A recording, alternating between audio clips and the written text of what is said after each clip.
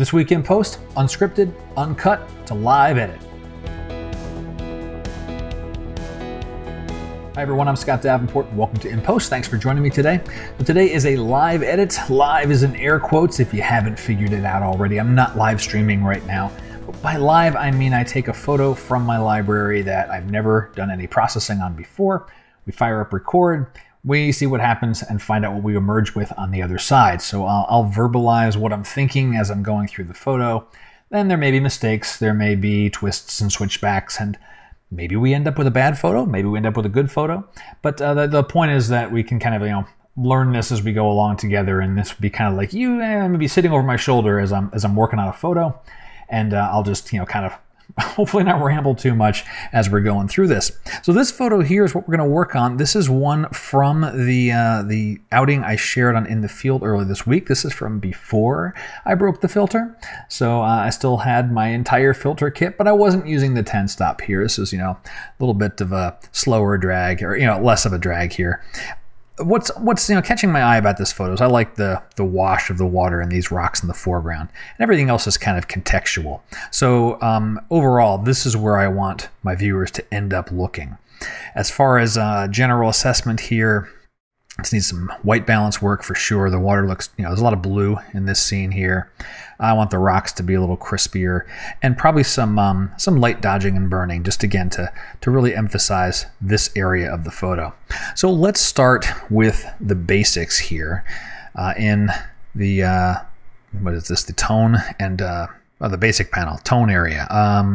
Actually, I want to start with white balance. Let's use the picker and get this area here to be a little whiter. That's much better, nice and warm, and it's opening things up quite nicely. And exposure, let's see. Well, next stuff we got to look at. Let's look at the histogram. Blacks are looking pretty good. Whites, we're missing there. Let's nudge the exposure up some, and then take the white point and nudge that over. And I'm just watching the histogram right now to nudge this thing over here. That looks pretty good. I have lost a lot in the sky, so we'll pull back the highlights now so we can recover some of those hints of detail that are out there. And if need be, most likely I'll be dragging a gradient filter over there, draw the eye back downward into the interesting area of the scene, at least as I see it. Black point, I'm going to hold down the Alt or the Option key, and looks like I've already got a couple of pure blacks right over in here. If I press the J key, you can see that little tiny blue speck right there. And that's telling me I've got a tiny bit of black clipping, and I'm okay with that. I actually don't mind having a pure black point in the photo. I don't want to clip the highlights though.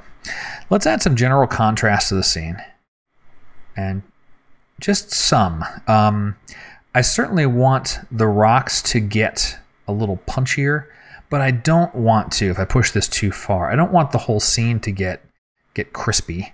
And I don't want those, the rocks really, what's happening here is the contrast is just making this stuff go really dark. I want detail here. I don't want this to be darkened. So we'll keep that a little bit on the lighter side. Let's visit the clarity slider. That's going to do our local contrast. And again, if I push it too far, everything's going to get too crispy. And I like the wispiness of this water, so I don't want to lose that. I want the rocks to get a bit of punch. So I'll leave this as like a very gentle touch for the photo overall. I expect we'll turn to a range mask to hit the shadowy areas, and so we can add some clarity just to these foreground rocks. We'll save that for a little bit from now. Vibrance, let's play with that. Let's push it really far, see what happens. Predominantly up in the sky, and that's actually a nice little pop of warmth. It's a nice little catch right there, a little secondary interest. Saturation, there's not a whole lot of color here. It's mainly oranges. And so I don't want to push saturation very hard. Orange is one of those colors that's particularly sensitive to saturation. So you push it a little bit and it looks good. You push it a little bit much and then it becomes like day glow. And I'm not a big fan of that particular look. All right, let's see. Other things to do here. Let's jump up to a gradient. I mentioned taking some of the edge off of the sky. And so what's my, okay, I happen to have dehaze. I guess whatever I was doing the last time was dehazing. Actually, it didn't look so bad. Let's nudge that back up. Maybe I'll classify that as a happy accident. You have something left over from a previous adjustment, whatever photo you were working on before, and then it ends up kind of good. All right, so we'll take that down a little bit there. So it's getting a little more color here. I'm not particularly interested in amping up the colors of the sky. The sky is not vibrant. It's not the focal point of the photo. But to give some hints that those clouds are up in there, that's kind of nice. And out of curiosity, what happens if I push the contrast around a little bit? Not worthwhile. Now the second thing we want to do, let's add a new gradient. This will be for these rocks in the foreground. So I'll just drag upward here a little bit. Now right now I'm affecting everything that's beneath. And again, there's that dehaze. We don't want that for this one. I want clarity. And so as I push clarity, I'm paying attention to the rocks. The whole portion of this foreground is getting affected right now, but all I care about is the rocks. We'll dial it in with a range mask in just a minute. So push that clarity kind of hard, even a little bit on sharpness, just to give it an extra nudge. I'm actually really having trouble seeing the difference in sharpness. We'll go ahead and give it a little bit there. Now we'll do a luminance range mask, and I'll turn on the overlay so we can see what's happening here. So what I don't want is I don't want highlights. I want shadows. So I'll start pulling this in. We'll start to see it disappear from the surf. Let's lower our smoothness. Oh, good. All right, got to tighten that in a little bit more.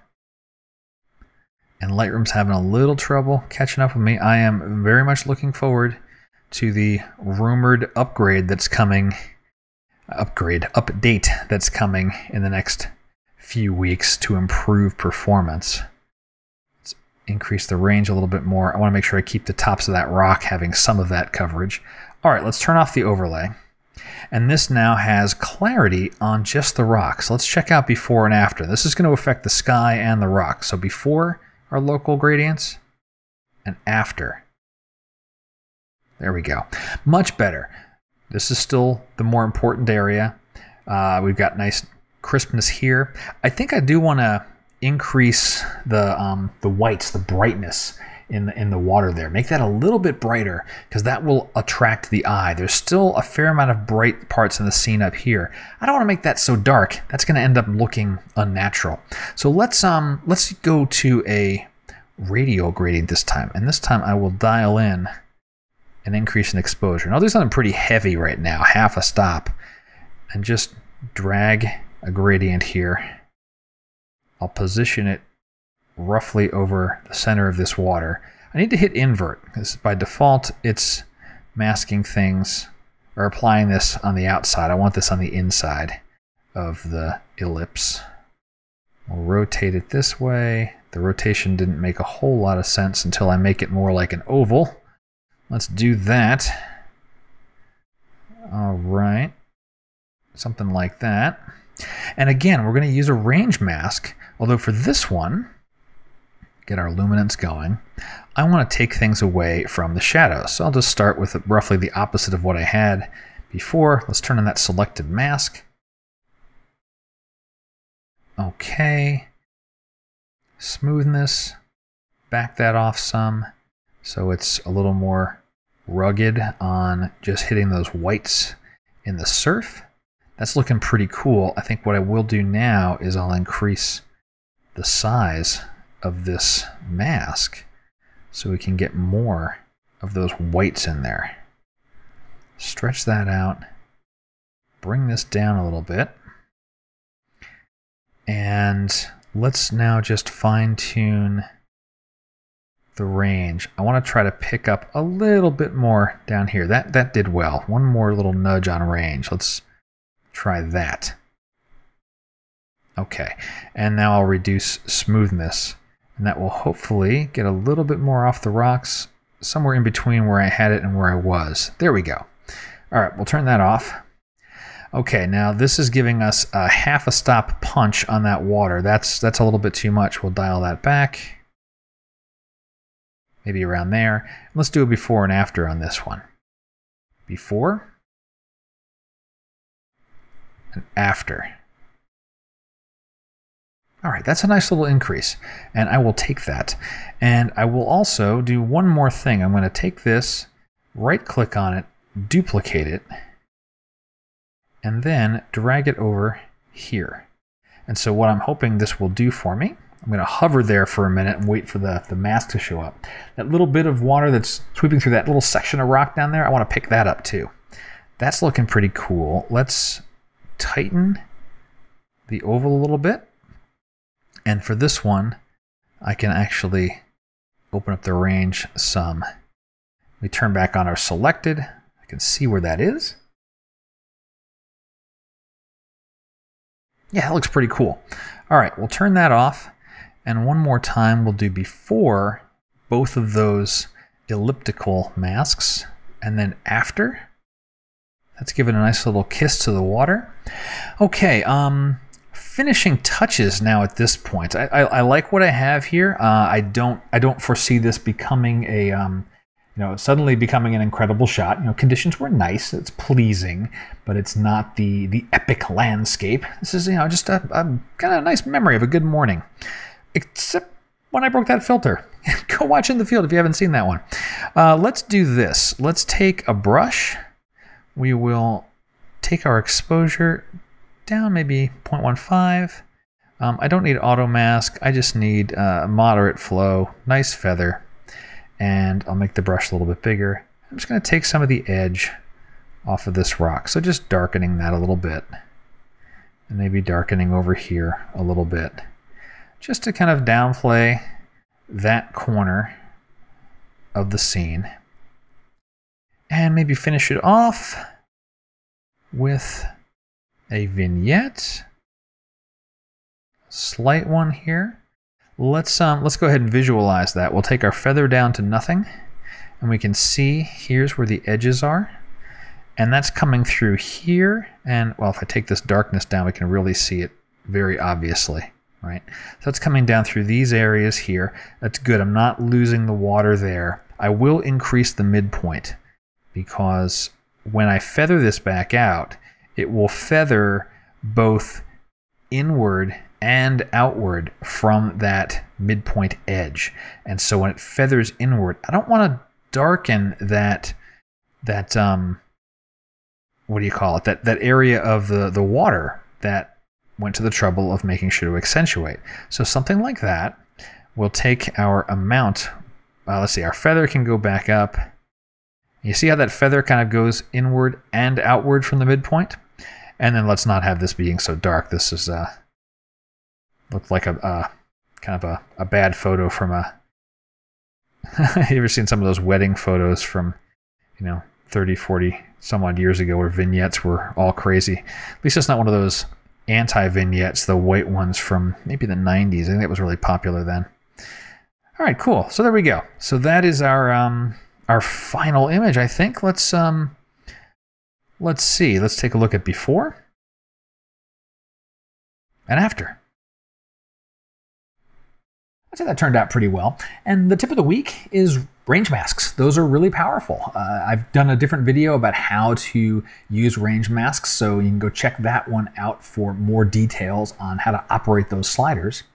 And that's going to do it for this week's In Post. I hope you've enjoyed it. If you did, let me know somehow. Comments on the video below are great. Love getting your photo questions too. You can leave those in the comments below, or you can contact me through my website. Either way, I usually turn an answer around or a response around in a day or two.